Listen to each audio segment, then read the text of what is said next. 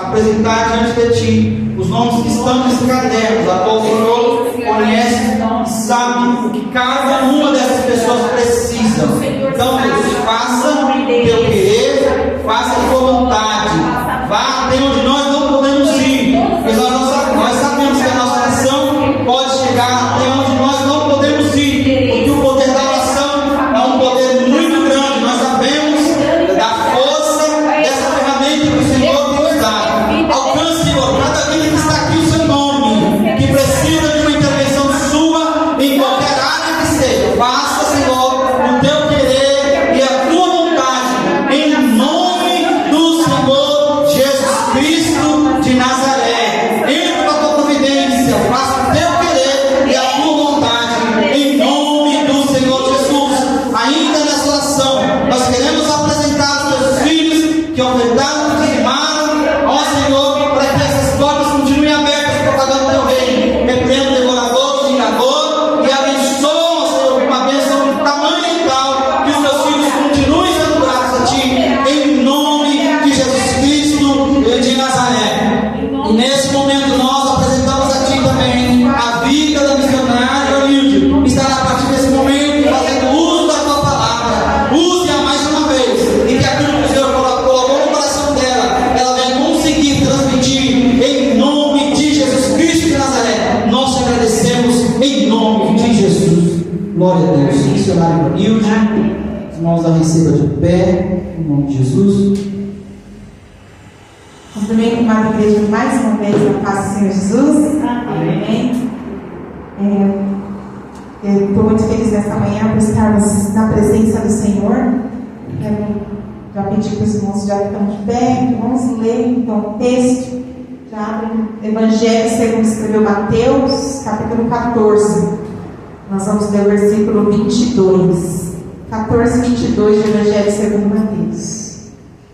E nós vamos meditar um pouquinho nessa palavra. O Senhor já tem falado muito nesta manhã, né? Quando o Cleiton estava aqui falando de Isaías, eu estava ali e estava tendo também um entendimento que não adianta a gente às vezes falar para uma pessoa, mesmo sendo da palavra, de algo que ela esteja fazendo errado, a não ser que seja pela exposição da presença de Deus na vida daquela pessoa. Ou seja, se eu estiver sendo usada por Deus para falar algo que a pessoa está fazendo errado, é uma coisa. Eu falar por minha própria vontade, porque eu estou vendo a pessoa errada, é outra coisa. Ninguém reconheceu o próprio erro, a não ser que esteja diante de Deus. Isaías não reconheceu o seu erro até o dia que ele viu Deus. Ele se foi exposto à glória de Deus, na presença de Deus. Deus não falou nada. Ele mesmo reconheceu o seu próprio pecado. Assim, nós também, diante da presença de Deus, a gente enxerga os nossos erros e os nossos pecados quando nós estamos diante da presença dEle, quando somos expostos à presença dEle. E muitas vezes, pela ministração da palavra, quando ela vem com a presença de Deus, nós entendemos que estamos errados. Então, que nós possamos nos expor mais na presença de Deus, para que nós possamos nos consertar cada vez mais, para estar mais perto de Deus, como Isaías, receber mais nível de glória, de unção, de carga de poder de Deus sobre nós e ficarmos vivos, como Isaías, e também poder um dia estar com o Senhor para sempre. Glória a Deus. Então vamos ler o texto de hoje, Mateus 14, 22, da ministração da palavra, que diz assim, ó: logo depois, Jesus ordenou que os discípulos entrassem no barco e seguissem adiante para outro lado, enquanto despedia a multidão. Despedida a multidão, ele subiu ao monte para orar ali, em particular. Chegada já à tarde, estava ali sozinho. Enquanto isso, o barco já estava no meio do mar, açoitado pelas ondas, porque o vento lhe era contrário. Mas à quarta vigília da noite, entre 3 e 6 horas da manhã, Jesus dirigiu-se até eles caminhando sobre o mar. Os discípulos, vendo-o caminhar sobre o mar, assustaram-se, dizendo: é um fantasma! E gritaram com medo. Jesus, porém, imediatamente disse-lhes: tende bom ânimo, sou eu, não temais. Pedro respondeu-lhe: Senhor, se és tu, manda-me ir ao teu encontro sobre as águas. E Jesus disse: vem.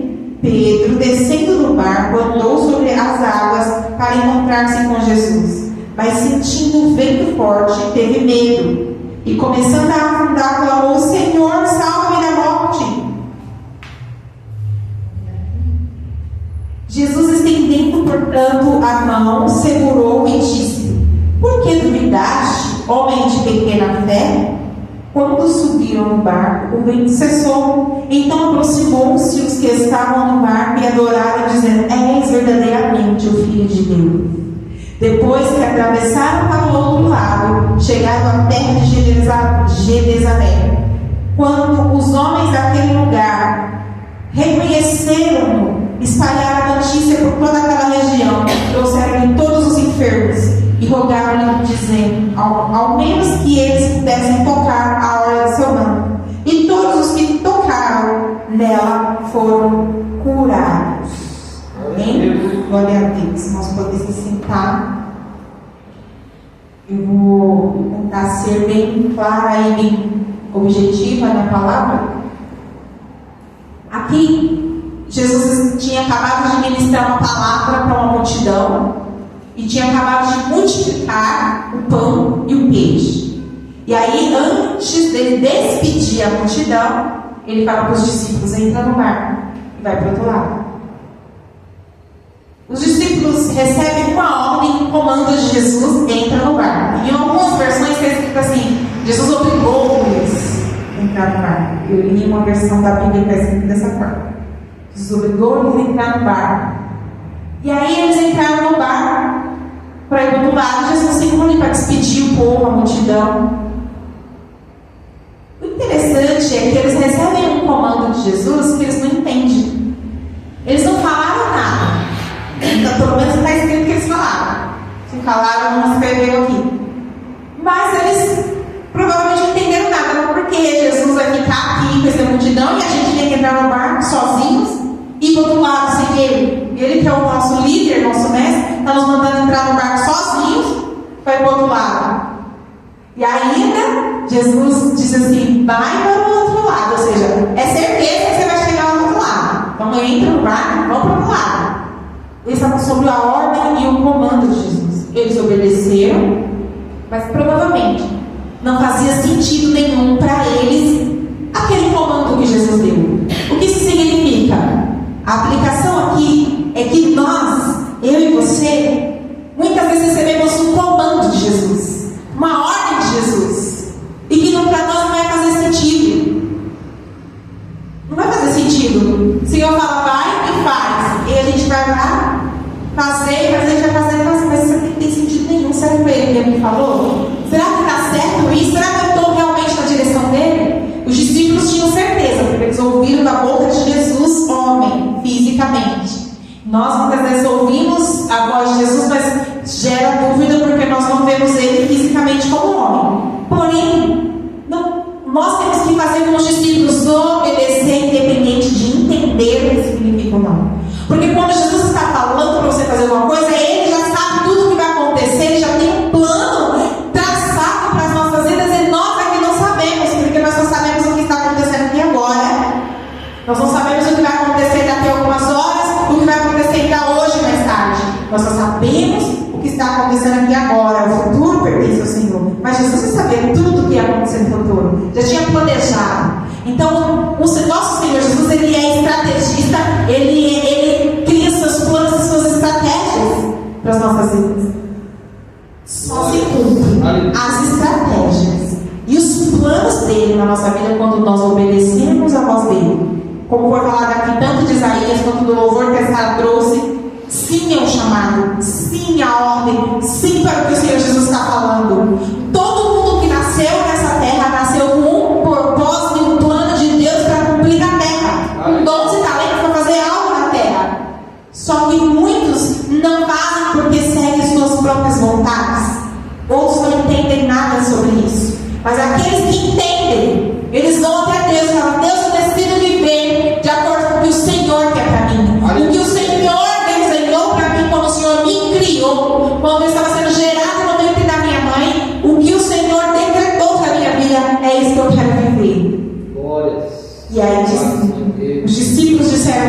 quando Jesus chamou, foram ser discípulos. Disseram sim quando Jesus falou, entra no barco.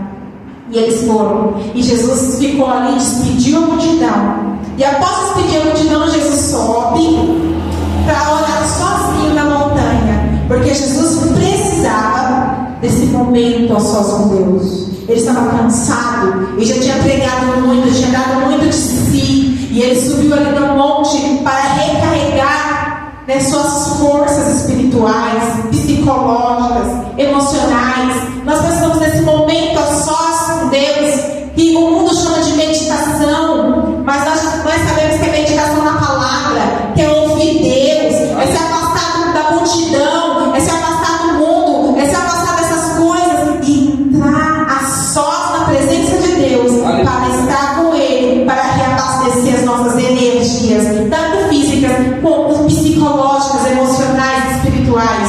Nós damos de si ministros, pessoas que cantam, que ministram louvores, que ministram a palavra, que tocam vidas, que oram sobre as pessoas. Elas precisam de se reservar neste lugar para ser reabastecido por Deus, porque você derrama de si, e quem te enche? Deus.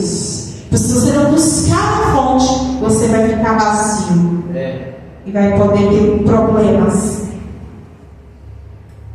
Então Jesus foi lá se reabastecer. Enquanto isso, o barco já estava bem no meio do mar. E a Bíblia aqui está dizendo no versículo 24 que o barco ele era açoitado pelas ondas, porque o vento lhe era contrário. Açoitado pelas ondas porque o vento era contrário. O que significa? Quando Deus manda, Jesus manda a gente fazer uma coisa que não faz sentido, lá no meio o vento vem contrário. O nosso barco é açoitado e a gente pode olhar e falar: o que está acontecendo? Jesus mandou eu para cá, para quê? Cadê ele agora? Ele não está aqui no barco, ele não estava no barco, Jesus não estava com eles. Eles estavam sozinhos, de noite, escuro, não tinha energia elétrica, não tinha luz igual hoje, não tinha celular para ligar na lanterna. E eles estavam ali no escuro, no meio do mar, com o vento contrário e o barco sendo açoitado pelas ondas. E nós muitas vezes estamos numa situação assim. Obedecemos a palavra de Deus, o comando do Senhor, e chegamos no meio da circunstância e nós somos açoitados pelas ondas, vento contrário, e tudo parece que está tudo dando errado, está tudo indo para trás, nada flui, nada funciona, e a gente fica: mas onde é que está Jesus? Só que de repente, na quarta vigília da noite, gente, da hora que Jesus falou para eles entrarem, ainda não tinha anoitecido. Era tardezinha, não estava para anoitecer. A hora que eles estavam sendo açoitados pelas ondas era da madrugada. Quarta vigília da noite é entre 3 e 6 horas, no período da madrugada, das 3 às 6 horas, é a quarta vigília da noite. Nesse horário, eles estavam ali passando por aquela tribulação, aquele vento, aquelas ondas, e eles veem alguém andando sobre as águas. Jesus, ele vem na hora em que nós nem pensamos. Existe um tempo, e às vezes parece que Jesus está demorando. Na quarta vigília, há quanto tempo eles ficaram ali? Está demorando, Jesus está demorando de chegar, Jesus está demorando de vir. Olha quanto tempo nós estamos aqui. Nós estamos aqui lutando contra essas ondas, contra este vento, e nada flui, e o barco não anda, e a gente não chega, a gente pode morrer, porque o barco pode afundar. Lá vai achar nas súbias. E quando eles olham, Jesus vindo ao encontro deles sobre as águas. Jesus vem de uma forma diferente, de uma forma que nós não pensamos, de uma forma sobrenatural, que a gente vai olhar e não vai reconhecer que é Jesus. A gente vai olhar e vai pensar que é outra coisa. E eles ficaram com medo e disseram: é o fantasma que está vindo. E Jesus falou para eles assim, com aquela voz doce, suave, como um trovão, como muitas águas. Ao mesmo tempo que é doce, suave, é estrondosa, poderosa. Não tenham medo, sou eu. Aleluia. Hoje ele está falando para você: eu estou vindo na quarta vigília da noite no teu problema. Não tenha medo, sou eu que estou vindo na quarta vigília da noite. Não tenha medo dessas ondas, não tenha medo desse barco.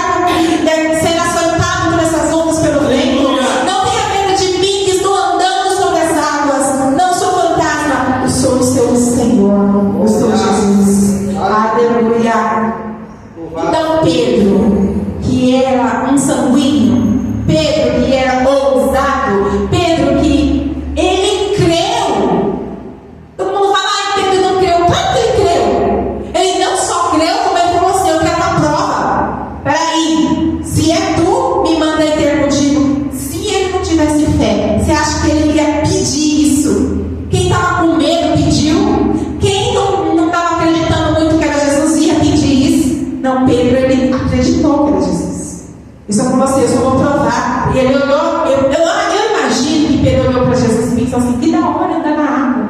Quero também. Eu quero também. Ué, se ele pode, eu também posso.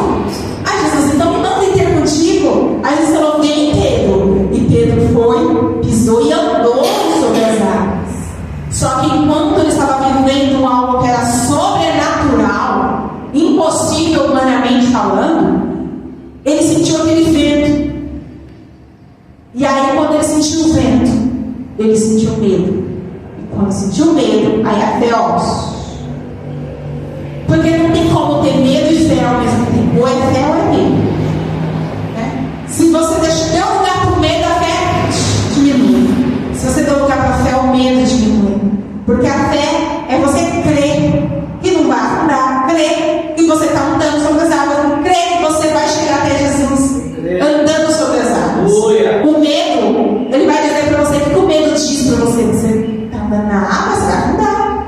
Olha esse vento, está forte. Olha as ondas vão estar fortes. Você vai morrer. Isso é o medo. E quando ele deu ouvido para o medo, ele afundou. Mas presta atenção numa coisa: Pedro estava olhando para Jesus, confiando nele, estava andando pela fé e não pela vista, não pelo que ele via. A partir do momento que ele mudou a visão e olhou para a circunstância, aí ele teve medo. Aí a fé acabou. Isso significa que nós não temos que olhar a circunstância que nós estamos, nós temos que olhar para a voz de Jesus, para o que ele disse para você. E você tem que se apegar na palavra dele.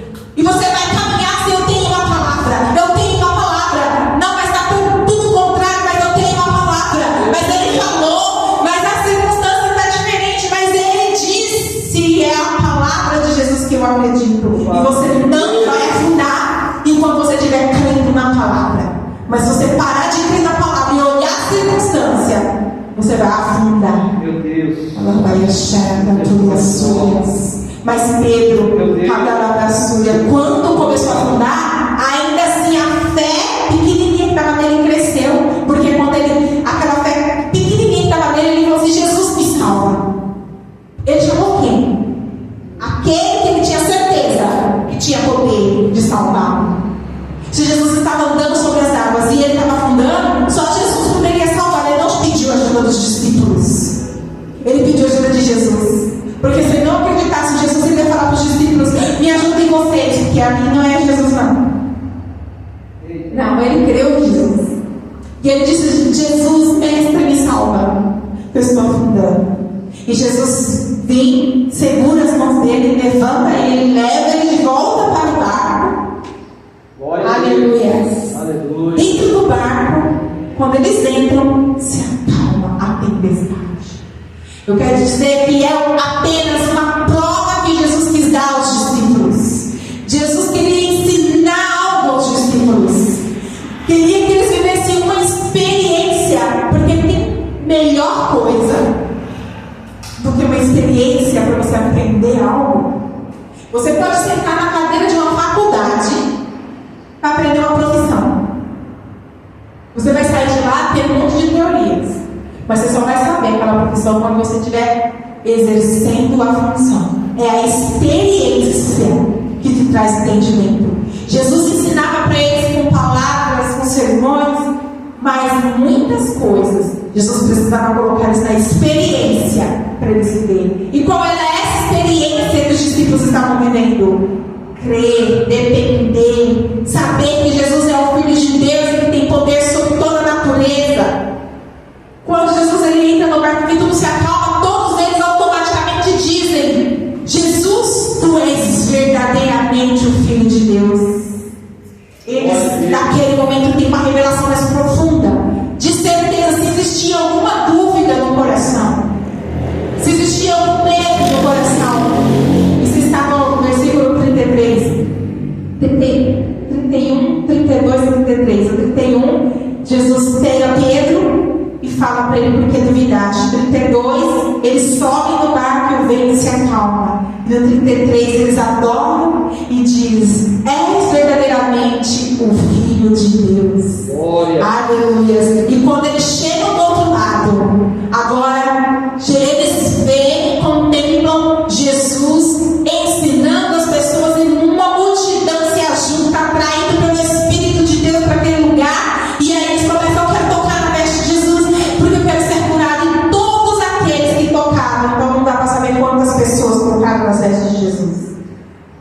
eram curados das suas enfermidades. Porque aquele povo todo tinha fé. E os discípulos agora, a fé deles, subiu. A experiência deles, criou neles uma certa maturidade e uma certa visão diferente. Então, se você está passando por uma provação e Deus te mandou fazer algo e parece que está dando tudo o contrário, tenha certeza de uma coisa: Ele tem um propósito de te ensinar, de te amadurecer e de te mostrar uma visão diferente de quem Ele é. Aleluia. Você entra na prova de um jeito, mas quando você sai, você é outra pessoa. Os discípulos nunca mais foram o mesmo depois de ter vivido uma experiência com Jesus como essa. Assim, nesta manhã, eu encerro essa mensagem, glória a Deus, dizendo, aleluia, que louve ao Senhor se Ele te mandou viver uma experiência. Louve ao Senhor, seja, fique feliz. Se tiver tudo dando contrário, fique feliz e saiba que Jesus vai vir na quarta vigília ao teu encontro. Ele vai te tirar dessa circunstância. Ele só apenas está te ensinando. Ele apenas está trabalhando na sua vida para te trazer o novo dele. Algo novo que o Senhor quer fazer. Depois, quem os discípulos se tornaram? Os apóstolos. E agora Pedro curava. E agora os apóstolos oravam com imposição de mãos, as pessoas recebiam batismo com o Espírito Santo, dons espirituais. Eles pregavam e as pessoas se convertiam e eram batizadas. Agora eles oravam, os enfermos eram curados. As mesmas obras que Jesus fez, os apóstolos faziam e ainda maiores. Pedro passava e a própria sombra dele curava enfermos que estavam sentados na rua. Jesus não fez isso, mas Pedro, no nome do Senhor Jesus, realizou coisas maiores do que Jesus. Pedro foi tirado da prisão no meio de um monte de soldados, passou por todos eles, sem ninguém ver, com tudo trancado. Inclusive, Jesus não viveu isso, Pedro viveu. Aleluia. Então saiba que nós podemos viver experiências, coisas que Deus tem que pagar maiores, através de nós persistirmos acreditando naquilo que Deus nos ordenou. Aleluia. Foi por conta dessa experiência de Pedro que ele se tornou o apóstolo que ele foi. Glória a Deus. Então, eu quero orar com vocês. Glórias ao teu nome, Rei da glória. Aleluia. Exaltado seja para Vamos colocar de pé para orar.